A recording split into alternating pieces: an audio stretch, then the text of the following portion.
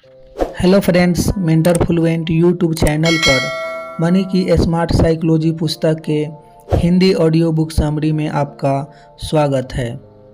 Episode 3, money का इतिहास जानना है तो उस हेतु पहले मनुष्य के इतिहास पर एक नज़र घुमाना जरूरी है, क्योंकि यह मनुष्य ही है जिसका मनी से डायरेक्ट ताल्लुक है। और मनुष्य के संबंध में यह तो स्पष्ट है कि वह पहली बार अस्तित्व में कब आया। इस बाबत निश्चित ही कोई दावे से कुछ नहीं कह सकता है, परंतु यदि ब्रह्मांड 13.8 अरब वर्ष पुराना है तथा पृथ्वी 4.5 अरब वर्ष पुरानी है, तो ऐसे में मनुष्य कोई 5-25 हजार वर्ष पुराना तो होगा नहीं। अब मनुष्य जितना भी पुराना हो, यह तो तय है कि अपने प्रारंभिक काल में उसे अपने भूख प्यास व रहन सहन के बाबत भी कुछ खास समझ में नहीं ही आता होगा। पेट में दुखने से उसे अपनी भूख का अंदाज़ा हुआ होगा तथा थकान होने पर उसे नींद का आभास हुआ होगा। वैसे ही बदलते मौसम ने उसे छत की आवश्यकता समझाई होगी। समझो यह कि यह सब वे स्वाभाविक साइको एनालिसिस हैं जिसके लिए सामान्य चिंतन ही पर्याप्त है। अब हम सीधे आते हैं मनुष्य के विकास के इतिहास पर। तो उस बाबत यह तय है कि अपनी ज़रूरतें पहचान कर मनुष्य धीरे धीरे कर ऑर्गेनाइज्ड होता चला गया है। उसने रातों रात विकास नहीं किया है, वह कदम दर कदम ही बढ़ा है। खैर, अपने ऑर्गेनाइज्ड जीवन के प्रारंभिक दौर में मनुष्य बंजारों वाला जीवन व्यतीत करता था, यानी मनुष्य का समूह एक स्थान पर इकट्ठे मिलजुल कर रहता था, जानवर पालता था तथा वहीं पर उपलब्ध फल फूल खाकर जीवन गुजारता था। और जब बस्ती के फल फूल खत्म हो जाते थे तो पूरा समूह दूसरी अनुकूल जगह पर जाकर डेरा डाल देता था। हालांकि मुख्य बात यह कि इसी तरीके से जी ले या इतने से ही संतोष मान ले, तो फिर मनुष्य का मन का क्या हुआ? मैं कह ही चुका हूँ कि मनुष्य का मन अति चंचल है। उसको रोज रोज नया व बेहतर चाहिए ही। बस जल्द ही जो बस्ती में उगे वही खाने से मनुष्य ऊब गया। सीधी बात है कि एक का एक भोजन रोज करे तो मन को रोमांच क्या बचा। मनुष्य के चंचल मन को नित नई जरूरतें पैदा करनी ही थी। खैर, यह तो मैं बता ही चुका हूँ कि ज़रूरतें पूरी करने हेतु मनुष्य को प्रकृति से इंटेलिजेंस प्राप्त है। बस अपनी इंटेलिजेंस के सहारे जीवन में रोमांच बनाए रखने हेतु आसपास की बस्तियों ने आपसी लेन देन प्रारंभ कर दिया। शायद मनुष्य की इंटेलिजेंस का यह पहला बड़ा उपयोग था। उदाहरण देकर समझाऊं तो मानो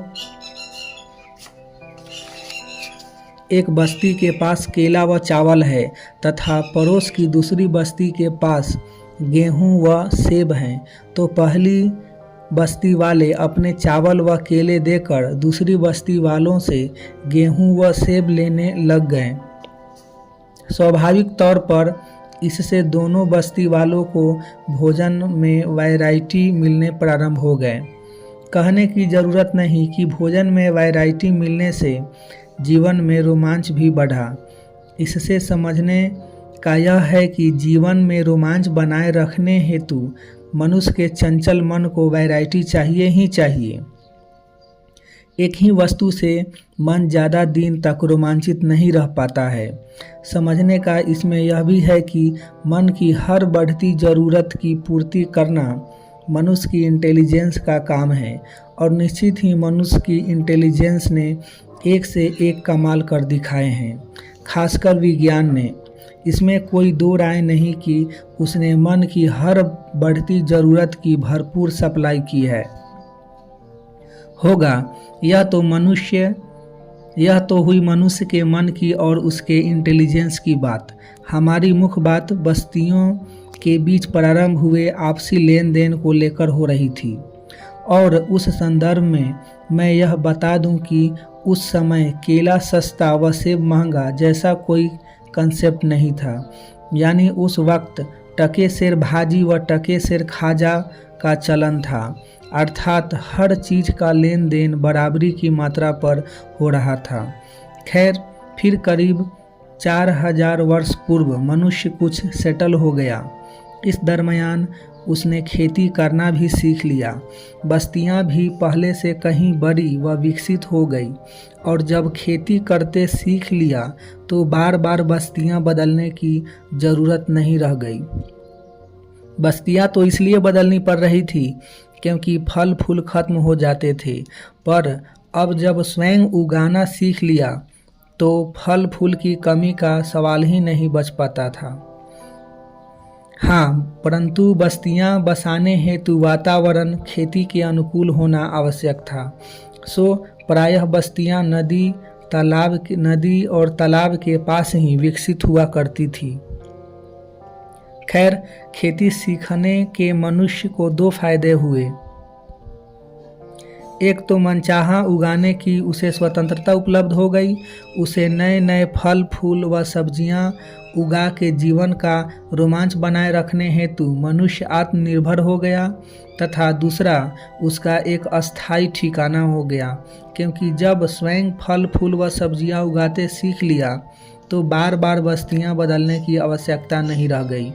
यानी कुल मिलाकर कहूँ तो एक खेती सीखने के कारण मनुष्य अच्छा खासा सेटल हो गया।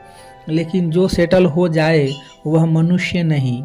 जिसे नित नई ज़रूरत महसूस न हो वह मन नहीं। सो जब रहने खाने की समस्या नहीं बची तो मनुष्य ने नई ज़रूरतें खोज ली।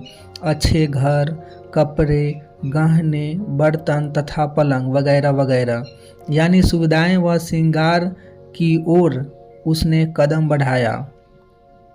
कुल मिलाकर मनुष्य निरंतर अच्छे से सेटल होता चला जा रहा था। एक तरफ मन अपनी रोमांचकता बनाए रखने हेतु नित नई ज़रूरतें पैदा कर रहा था, और दूसरी तरफ सामने मनुष्य की इंटेलिजेंस नई नई चीज़ों का निर्माण कर मन की बढ़ती ज़रूरतों को सप्लाई भी कर रही थी। यानी मन की बढ़ती ज़रूरतों का इंटेलिजेंस अच्छे से साथ निभा रही थी, और यही मनुष्य की इंटेलिजेंस का कर्तव्य भी है। यह मैंने आप सबके लिए एक बहुत बड़ा साइकोलॉजिकल इशारा कर दिया। इसका सीधा अर्थ यह है कि जिसकी इंटेलिजेंस साथ न निभा रही हो, लेकिन फिर भी उसका मन यदि ज़रूरतें बढ़ाता चला जाए तो वह मन संकट में फंस जाएगा, और ऐसे ही मन संसार में बेचैन व परेशान है। यह मैंने एक गहरी साइकोलॉजिकल सच्चाई कही है। इसका ध्यान रख लोगे तो भी जीवन की काफ़ी परेशानियों से बच जाओगे। होगा। अभी तो मुख्य बात यह कि मन की बढ़ती ज़रूरतों की पूर्ति अच्छे घर, गारे व रथ, श्रेष्ठ वस्त्र व भोजन तथा और भी अनेक सुख सुविधा के साधन बनाए जाने लगे थे। और सबसे बड़ी बात यह कि उसके साथ ही अब उपयोगिता व डिमांड के आधार पर चीज़ों की एक्सचेंज वैल्यू भी परिवर्तन आ गया था। चीज़ों की एक्सचेंज वैल्यू में भी परिवर्तन आ गया था। यानी अब टके सेर भाजी व टके सेर खाजा वाली बात नहीं बची थी।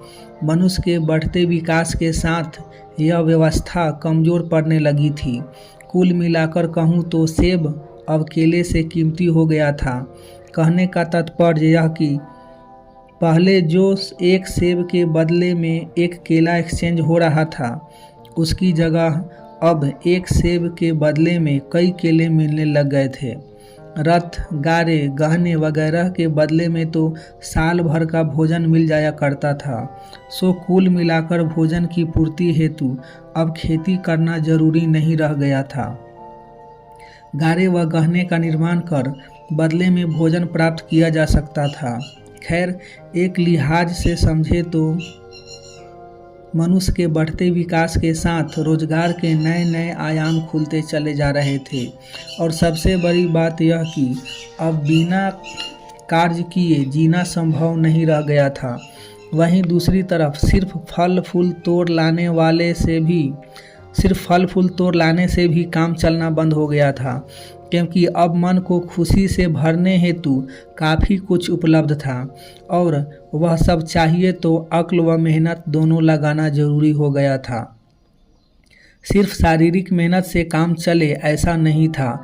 कुल मिलाकर कहूँ तो बेहतर जीवन जीना हो तो कोई एक व्यवस्थित रोजगार चुनना आवश्यक हो गया था।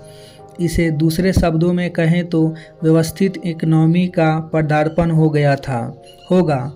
मुख्य बात तो यह कि वक्त के साथ मनुष्य का विकास निरंतर जारी था और अब तो बढ़ते सामानों की वजह से बाजार भी खुलने लग गए थे।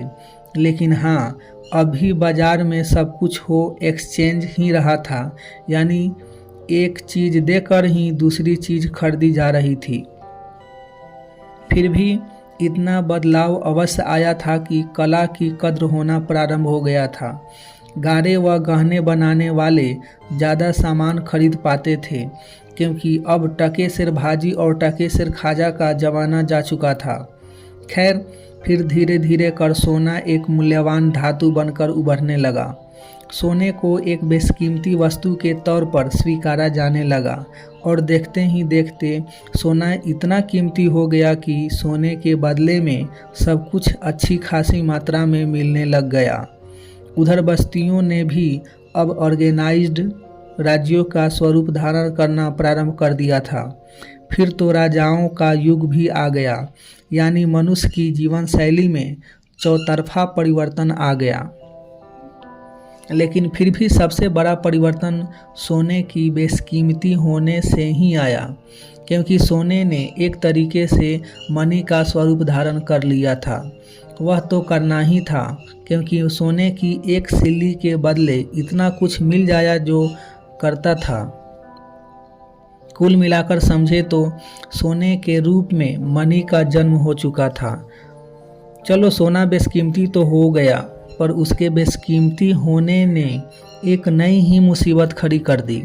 हुआ यह कि सोने के बेशकीमती हो जाने ने लोगों की नीयत में खोट पैदा कर दी। सोने की चोरी भी होने लगी व सोने हेतु युद्ध भी होने लगे।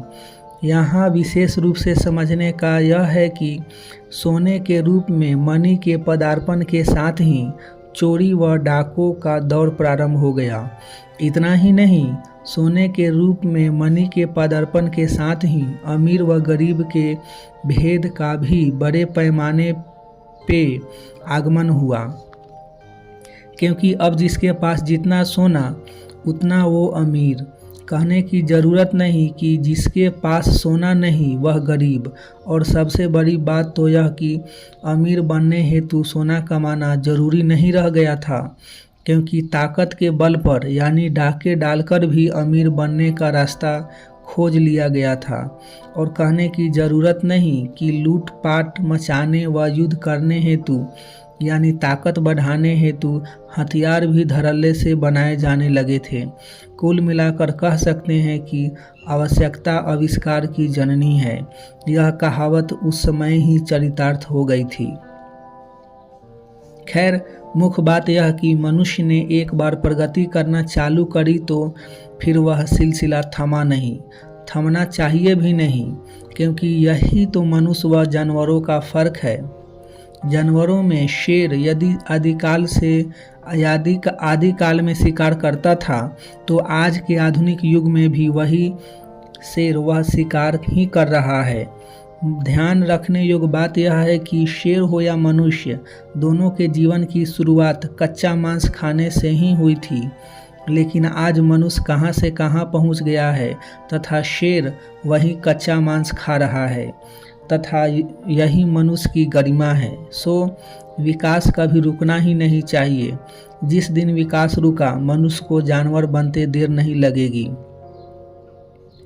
होगा अभी तो जैसे जैसे मनुष्य की ज़रूरतें बढ़ती जा रही थी, वैसे वैसे ज़रूरतों के हिसाब से नए नए निर्माण भी होते चले जा रहे थे। धन संग्रह की होड़ भी मचने लगी थी। वह धन हेतु झगड़े भी होने लगे थे और यही बात विशेष रूप से ध्यान में लेने जैसी है कि हर बढ़ते विकास के साथ चोरी व डाके की बुराइयां भी बढ़ती चली जा रही थी। कह सकते हैं कि बढ़ते विकास के साथ बुराइयां भी बढ़ती चली जा रही थी। खैर, इन सब के बावजूद अगले करीब 2000 वर्षों तक मनी का आधार सोना ही था। हाँ, कुछ हद तक हीरे जवाहरात भी चलन में आ गए थे, परंतु सोना हो या हीरे जवाहरात, इन सब से अब काम चलना बंद हो गया था। बढ़ते विकास के साथ अब एक्सचेंज हेतु किसी स्टेबल चीज़ की आवश्यकता महसूस होने लगी थी। मनुष्य प्रगति तो कर रहा था, पर तमाम कोशिशों के बाद भी लेन देन का कोई व्यवस्थित आधार नहीं बन पा रहा था और आवश्यकता तो यूं भी आविष्कार की जननी है। जिस दिन आवश्यकताएं समाप्त हो जाएंगी, आविष्कार भी थम जाएंगे। बस ईसा पूर्व 700 के करीब इस आवश्यकता की पूर्ति हो गई। तुर्की के लीडिया में पहली बार चलन हेतु सिक्कों का निर्माण किया गया। निश्चित ही तुर्की में हुई सिक्कों की खोज को मनी को आधुनिक स्वरूप देने की दिशा में बढ़ाया गया। अब तक का सबसे मजबूत कदम माना जाएगा। हालांकि ये सिक्के सोने के ही थे तथा इन सिक्कों के मूल्य का आधार अब भी एक्सचेंज ही था, यानी अब भी लेन देन का आधार यही था कि एक सिक्के के बदले गेहूं इतना तथा लोहा इतना मिलेगा। अर्थात सिक्कों की खोज तो हो गई थी, पर उसके एक्सचेंज का आधार अब भी पूरी तरह से वैज्ञानिक नहीं था। हाँ, पहले से काफ़ी सुविधाजनक जरूर था। खैर, लेकिन फिर देखते ही देखते इन सोने के सिक्कों ने एक दूसरी समस्या खड़ी कर दी। इनकी खुलेआम लूटपाट होने लगी। सिक्के रखने वाला सुरक्षित नहीं बचा। सोने के सिक्के ले जाने वाले की जान पे बन आने लगी और मनुष्य की जान से कीमती क्या हो सकता है।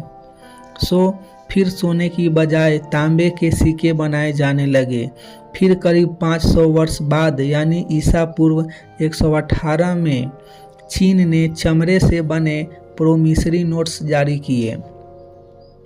यह निश्चित ही ज़्यादा सुविधाजनक थे, परंतु शुरुआती दौर में यह व्यवस्था चीन तक ही सीमित होगा। तत्पश्चात 7वीं शताब्दी में चीन ने कागज़ की खोज की और फिर देखते देखते कागज़ के प्रोमिसरी नोट्स भी चलन में आ गए। अगले 500 वर्ष चीन में यही व्यवस्था जारी रही, लेकिन उस वक्त भी यह व्यवस्था चीन तक ही सीमित थी और उसी दरमियान चीन के सोंग राजवंश ने आधिकारिक तौर पर बैंक नोट्स बनाना प्रारंभ किया। यहाँ गौर करने लायक बात यह है कि मनी को आधुनिक स्वरूप देने की ये सारी कवायदें अब भी चीन द्वारा ही की जा रही थी। यूरोप में बैंक नोट्स का चलन सन 1650 के बाद ही शुरू हुआ।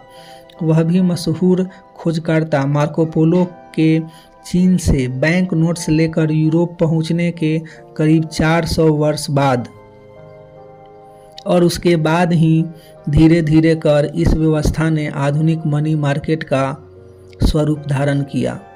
खैर, अब तो हर देश की अपनी करेंसी है, अनगिनत बैंकें हैं और विज्ञान की कृपा से आज तो आवश्यकता से लेकर सुख सुविधा तक के अनगिनत सामान भी उपलब्ध हैं।